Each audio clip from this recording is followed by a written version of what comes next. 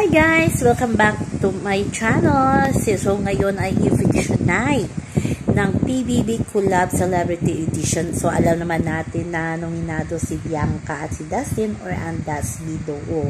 At ito na nga nakakatuwa, napaka-active ng tatay ni Bianca sa social media, lalo na sa Facebook.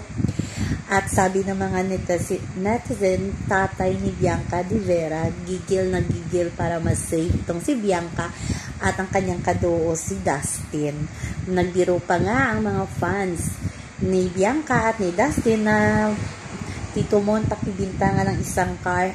Aba, game naman na sumagot ang tatay ni Bianca kahit dalawa pa. O diba, napaka-supportive ng tatay ni Bianca sa career na tinatahak ngayon ni Bianca at syempre sa kaduo niya or ka-love team na si Dustin. Pero pa nga ni Tito Mon, may utang na si Dustin sa akin na 2 car para ma-save lang silang dalawa ni Bianca. Talagang nakakatuwa ang daddy ni Bianca, kahit mayaman, napaka-humble pa rin.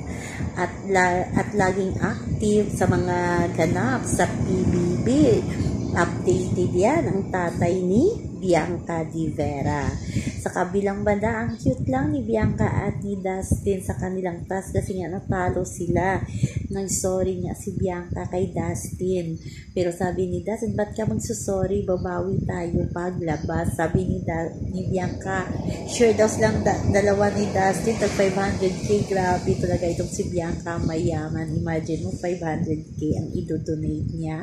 Saan kayo dyan? Isang Bianca de Vera, simple lang pero maraming pala silang pera. Kaya abangan na lang natin mamaya guys kung ma-save na nga si Bianca at si Dustin sa eviction night mamaya. Kaya sa mga Dasbeya dyan, tudo ngayon ang kanilang pangangampanya at ang kanilang pagbuto para hindi nga ma-evict itong si Bianca at si Dustin at makaabot sa big night kasi 4 na duo daw ang kukunin ni Kuya bilang big 4 duo. Sana makarating sila sa big night. Siguro saya-saya ng Dasbeya at syempre ang parents ni Bianca at ni Dustin masayang masaya kung ano man ang narating ng kanilang mga anak at sana sa paglabas nilang ni dalawa walang maging problema kahit maraming bashers itong si Dustin. Sana hindi maniwala agad itong si Bianca de Vera at nakadepende na din yan sa kanilang mga management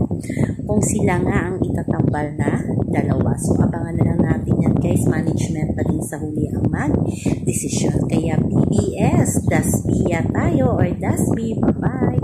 Always remember, wag po tayo magpaka-stress.